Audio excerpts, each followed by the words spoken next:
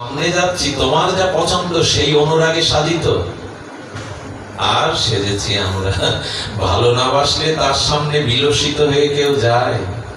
এই জগতে যে কাঙাল ভিখারি, সে বিয়ের দিনে বাসর রাতে সুন্দর করে সাজে, কারণ প্রিয়ের কাছে যেতে গেলে বিলসিত হয়ে যেতে হয়, মনের অনুরাগ নিজের সৌন্দর্য নিয়েই যেতে হয়। এই জন্য ঠাকুর ঘরে যখন যাবেন তখন বেশি করে সাজবেন, কারণ ভালোবাসার মানুষের কাছে যেতে গেলে বিলসিত হয়েই, যাতে সে আমাকে দেখেই সুখ পায়, আনন্দ পায়।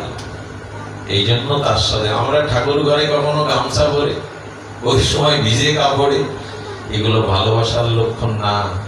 আমাদের নড়াইলের এস.এম. সুলতান ছিলেন আন্তর্জাতিক খ্যাতি সম্পন্ন শিল্পী।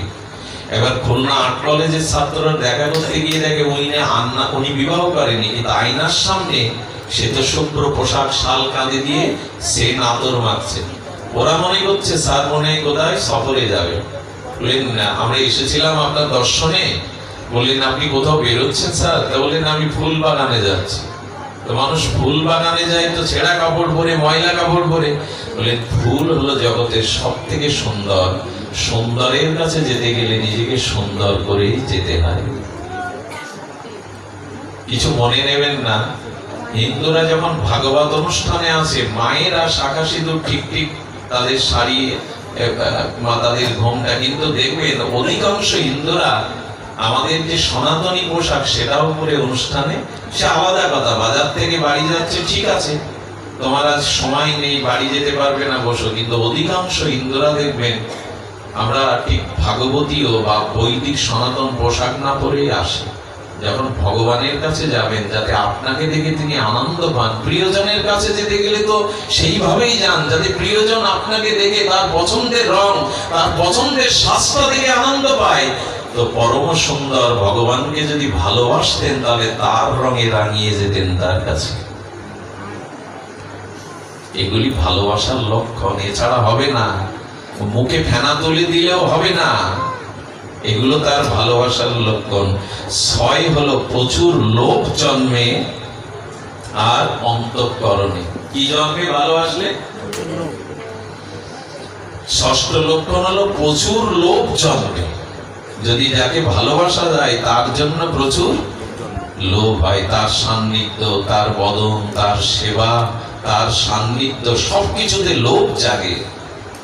এই লোভ এমন জাগে যে বিল্বমঙ্গল ঠাকুর চিন্তার পথিক কাছে যাওয়ার এত লোভ তার, যে মাঝরাতে ঝুমঝুম ঝঞ্ঝাবাত বৃষ্টি ঝড়ের মধ্যে খেয়া ঘাটে মাঝি নেই, বিল্বমঙ্গল দেখছে ওইটা একটা ভেলা ভেসে আসছে, নিশ্চয়ই চিন্তা আমার জন্য ভেলা ভাসিয়েছে। আসলে ওটা একটা মরা লাশ, পচা গলা।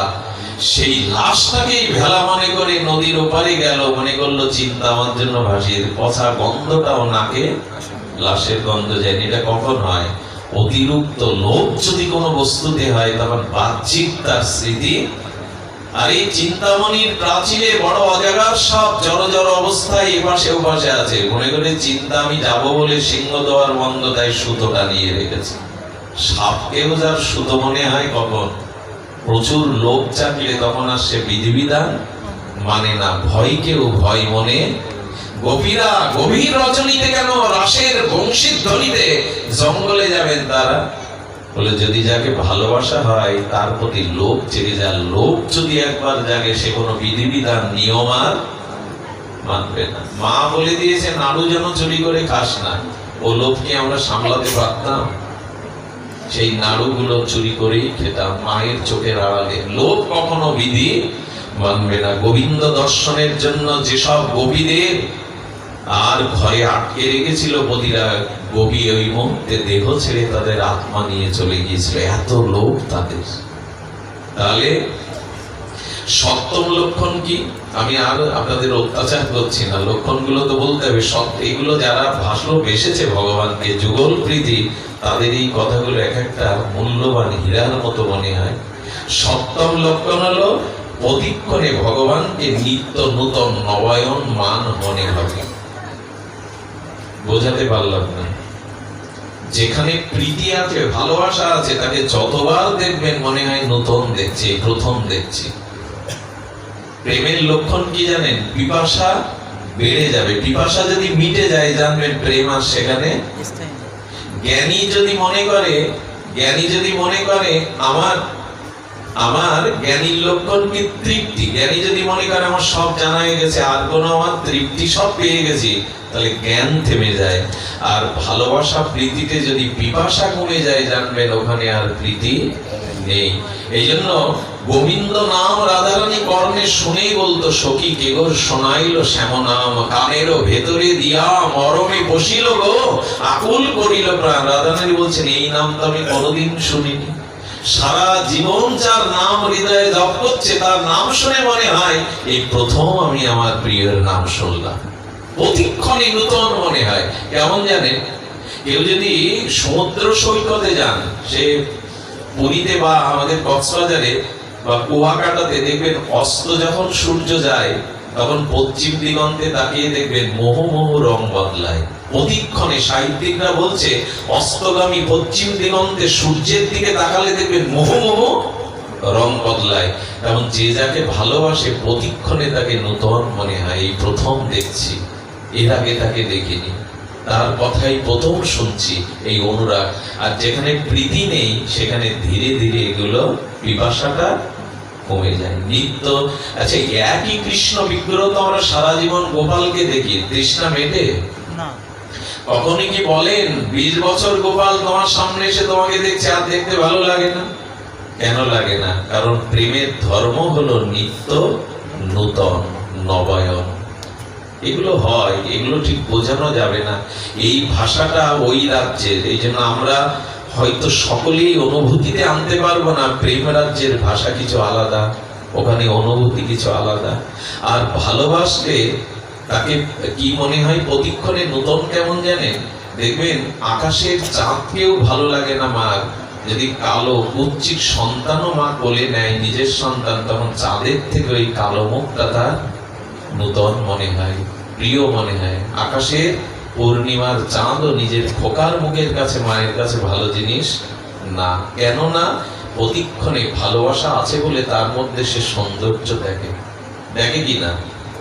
কোলের সন্তান জন্ম দেওয়ার পরে যদি হাওয়া গোবা হয়, কুচ্ছিত বিকলাঙ্গ হয়, কেউ যদি বলে আকাশের চাঁদ সুন্দর, তোমার খোকা সুন্দর না, মা মেনে নেবে তো? কেন নেবে না? নেবে না। খোকার প্রতি তার নারীর টান, ভালোবাসা আছে বিদায় তার মুখখানা নিত্য নূতন মনে হয়। তার গোবিন্দকে ভালো যদি বাসেন নিত্য নবায়ন মনে হবে। আর অষ্টম লক্ষণ হলো অসমদ্দ চমৎকারিতা উৎপাদিত করে। শব্দটা কি বলা হলো? অসমদ্দ চমৎকারিতা উৎপাদন করে। অসমদ্দ চমৎকারিতা মানে, দেখবেন আপনি কোন জিনিস দূরবীন দিয়ে দেখছেন, কাঞ্চনজঙ্ঘা পাহাড়, ওইখানে সূর্যের কিরণ পড়ে পাহাড়টা গলানো সোনার মতো উজ্জ্বল হয়ে গেছে। এখন কাঞ্চন পাহাড়ে উঠে কাঞ্চনজঙ্ঘায় তো আপনি দেখতে পাবেন না। আপনি টাইগার হিলে দাঁড়িয়ে যদি দূরবীন দিয়ে কাঞ্চনজঙ্ঘাকে চোখের কাছে দেখেন, প্রথম দর্শনে কি হয় দেখবেন চোখটা বড় বড় হয়ে যায়। চমৎকারিত্ব, যে চোখের কাছে দেখছেন কাঞ্চনজঙ্ঘাকে, দেখেই তখন মুখ দিয়ে একটা চমৎকারিত্ব, বাহ এত সুন্দর, দেখবেন বলে বসে, বা আহা কি অপরূপ সুন্দর।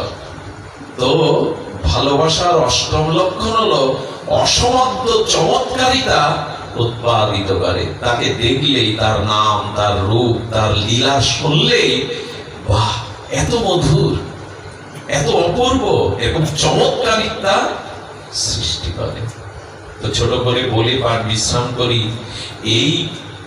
এই যে চমৎকারিতা অসমদ্ধ উৎপাদিত করে, ছোট্ট একটা লীলা আজ কদিন ধরে বলছি, আপনাদেরও ভাগ দেই 2 মিনিটে। আপনাদের মনে পড়বে ভক্তমাল চরিত্রে নন্দ দাসের চরিত্র। এই নন্দদাস বৃন্দাবনে গিয়েছিলেন, আর বৃন্দাবনে গিয়ে সাথীদের বলেছিলেন, ফিরে যাও, আমার গৃহে সংবাদ দাও, ব্রজ ছেড়ে আর আমি যাব না। নন্দদাস মালা জপ করেন, পরিক্রমা করেন, ব্রজের পথে ঘুরতে ঘুরতে একদিন দেখলো এক বারান্দায় একটি সুন্দরী রমণী দাঁড়িয়ে আছে। তার মুখে যেই চোখটা পড়লো, আর নন্দদাস সবকিছু এড়িয়ে সেই বারান্দায় বসে থাকলো সকাল থেকে রাত পর্যন্ত। মহিলার বাইরে বেরোচ্ছে না ভয়ে, আমাকে দেখে লোকটা বারান্দায় বসেছে, ঘরের দুয়ারে। কাজ সেরে স্বামী যখন ফিরে এসছে, এটা ভক্তমাল চরিত্রে দেখবেন, নন্দদাসের চরিত্র বৃন্দাবনে, স্বামীকে ডেকে বলছেন উনি বৈষ্ণব, হাতে মালা, ওনার দাদা সঙ্গে দিল, কিন্তু উনি আমাকে দেখে বারান্দায় বসেছে কেন, ওনার কি প্রয়োজন আপনি একটু জেনে ওনাকে বিদায় করুন। আমি বাইরে বেরোতে পারিনি সারাদিন। নন্দদাসকে প্রণাম করেছে, বৈষ্ণব জ্ঞান করেছে, ওরা তো সাধারণ না। বললেন কৃপা করে যদি বলতে আপনি দুয়ারে সকাল থেকে কেন বসেছেন? বলে ওই রূপটা একবার দেখবো বলে। যে স্বামীর সামনে যদি এই কথা অন্য কোনো পরপুরুষ বলে তাকে ভালো রাখবেন, কিন্তু বৈষ্ণবের ভিতরে 3টি লক্ষণ, যার মধ্যে এই 3টি লক্ষণ আছে তাকে জানবেন বৈষ্ণব। জীবে দয়া, নামে রুচি, আর বৈষ্ণব সেবন। জীবের প্রতি দয়া যার নেই সে আদৌ মালা তিলক নিলেও বৈষ্ণব নন। মালা তিলক বৈষ্ণবের লক্ষণ, এটা নিতে হবে, কিন্তু অন্যের প্রতি, জীবের প্রতি যদি দয়া না থাকে, জানতে হবে আপনি বৈষ্ণবত্ব থেকে এখন অনেক দূরে, অনেক দূরে। তো হাত জোর করে প্রণাম করে বলছেন কুলবধূ তিনি, আপনার বদনাম হবে। তারও তো বদনাম হবে, কিন্তু কে কার কথা শোনে? পরের দিন সকালে এসে বসে এভাবে 3 মাস একটানা বারান্দায়, খাওয়া নেই, দাওয়া নেই, কখন কি পায় বসে থাকে। দুর্নাম ছড়িয়ে গেল। নন্দদাসের মতো এমন একজন বৈষ্ণব রমণীর রূপ দেখার জন্য 3 মাস বারান্দায় ধর্ণা দেয়, আর রমণীও বেরোতে পারেন না, তারও বদনাম ছড়িয়ে পড়লো। নিশ্চয় তাদের মধ্যে কোনো সম্বন্ধ আছে, না হলে সে বসবে কেন? দুর্নাম হলো, কত কলঙ্ক ছড়িয়ে পড়লো, তবু তার তৃষ্ণা মেটে না। শেষে স্বামীকে বলল এক কাজ করি, আমরা যতদিন উনি না যান, ওনাকে তো গলা ধাক্কা দিয়ে উনি অপমান করে উঠছে, যাবে না, চলো আমরা গোকুলে চলে গিয়ে গুরু আশ্রমে 6 মাস 1 বছর কাটিয়ে আছি, যদি চলে যায় তখন আবার ফিরবো। কি বলবো আপনাদের, পেছনের দরজা দিয়ে স্বামী স্ত্রী তার 2 সন্তানকে নিয়ে গোকুলে এলো। গোকুলে গুরুদেবের আশ্রমে এসেছে। তারা প্রসাদ পাবে বলে গুরুদেব তাদের 5টা আসন পেতে রেখেছে। কটা? 5টা। ওরা গেছে 4 জন। মাতাজি জিজ্ঞেস করছেন, বাবা আমরা তো 4 জন, আপনি তো আমাদের সাথে বসে সেবা নেবেন না? তা আমরাও নিতে পারি না, 5টা আসন আরেকটি কার? বাবা তখন ওই মায়ের মুখের দিকে তাকিয়ে বলছে, যার জন্য ঘর ছেড়ে দিয়ে আমার কাছে এসেছিস, ওই আসনটা আমি তার জন্য পেতে রেখেছি। তুই জানিস না মা ওকে? একদিন এই বৃন্দাবনের বৈষ্ণব সমাজ, সাধু সমাজ তার পদ পদাবলিতে ভেসে ভাসমান হবে।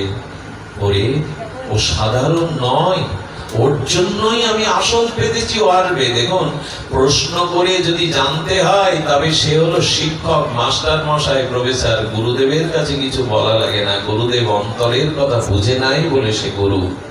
বলে মা তুই যাকে দেখছিস সে কেমন আছে বলতো, যার কারণে তুই সংসার ছেড়ে গুরু আশ্রমে গোকুলে এলি, যদি সে ভালো না হতো, সৎ না হতো, তোর এই গতি হতো, গুরুদেবের আশ্রমে আসতে পারতিস? একটু পরেই বুঝতে পারবি কে উনি এলেন, গুরুদেবের চরণে লুটিয়ে পড়লেন। উদাস সেই দৃষ্টি, কতদিন ভালো করে সেবা করেনি, কতদিন ভালো করে পরিচর্যা করেনি। গুরুদেবকে দেখেই গুরুদেব তাকে মন্ত্র দিলেন, চরণামৃত জিরু ভাই দিলেন, উনি লুটিয়ে পড়লেন গুরুচরণে। তখনই ধীরে ধীরে তার ভিতরে প্রকাশ হতে লাগলো তার ভগবত ভক্তির মহাপ্রকাশ। একদিন তিনি সাক্ষাৎ রাস দর্শন করতেন, সাক্ষাৎ নিত্যলীলা দর্শন করে এই নন্দদাস পদ রচনা করে গাইতেন, যা পরমহংস কুলতিলক গণেরও আস্বাদ্য ছিল ব্রজের মাধুর্য ভজনের। গুরুদেব ওই মাকে বলেছিল, তোকে দেখে এমন করেছিল কেন জানিস? ও কত লীলাতে, তাপর লীলাতে, এটাই কলিযুগের ঘটনা, তাপর লীলাতে ও ছিল রাধারানীর নিত্য মঞ্জরি, রূপমঞ্জরি সখী। তোর মুখের মধ্যে রূপমঞ্জরির ছায়া দেখতে পেয়েছিল। ও ব্রজলীলাতে রূপমঞ্জরির সহচরী ছিল, তোর মুখের মধ্যে ও রূপমঞ্জরির ছবি দেখেছিল। তোর রূপ যৌবনে, তোর সৌন্দর্যে নয়, ও তোর মধ্যে রূপমঞ্জরিকে খুঁজতে চেয়েছিল। আমি বলি কি, ভালোবাসলে না, তাকে ভালোবাসলে এই চমৎকারিত্ব তার মধ্যে। অসমর্থ চমৎকারিত্ব এসে যায়। রমণীর মুখ থেকে কখনো এরকম সাধক 3 মাস ধন্না দিয়ে বসে থাকে, ওর মধ্যে রূপমঞ্জরি মুখবদন দেখেছে। আজ এইটুকুই বিশ্রাম, এই বলি আসুন এই লক্ষণগুলি যদি আমার মধ্যে কিঞ্চিত মাত্র সিন্ধুতে বিন্দুতে থাকে, তবে ভাববেন ভগবানের প্রতি, রাধারানীর প্রতি আপনার প্রেম এসছে। কোটি জন্ম হই হুল্লোড় করে লাফালাফি দাবাকে কাজ হবে না যদি তাকে ভালো না বাসা যায়। এই জগতে ভালোবেসে কিছুই পাবেন না, কারণ জগতে প্রকৃত ভালোবাসা নাই, আছে শুধু স্বার্থ দেওয়া নেওয়া। স্বার্থ ফোরালে, সুখ ফোরালে এখানে কেউ আর কাউকে চাইবে না। ভালোবাসাটা যায় ভগবানকে, প্রেমটা হয় ভগবানের সাথে, আর কারো সাথে, আর সবার সাথে কর্তব্য হয়, কর্তব্য দায়িত্ব পালন করা যায়, কিন্তু ভালোবাসা একমাত্র ভগবানেরই প্রাপ্তি। সেই ভালোবাসাটা তাকে দিন, তাকে দিয়ে যে ভালোবাসাটা প্রসাদ হয়ে আসবে ওটা জগৎকে দিয়ে দিন, তখন আপনিও বাঁচবেন, তারাও বাঁচবে। অসীম বাবু প্রতি বছর আপনাদের পায়ের ধুলো আহ্বান করেন তার মায়ের বা পৃথিপুরুষের আত্মকল্যাণে। সবাই প্রার্থনা করবেন আজকের এই হরিকথা হরিনামে তারা তার পৃথিপুরুষগণ যেন পারমার্থিক কল্যাণ লাভ করেন, দিব্য ধাম প্রাপ্ত হন। এই প্রার্থনা জানিয়ে আজকের মতো হরিকথায়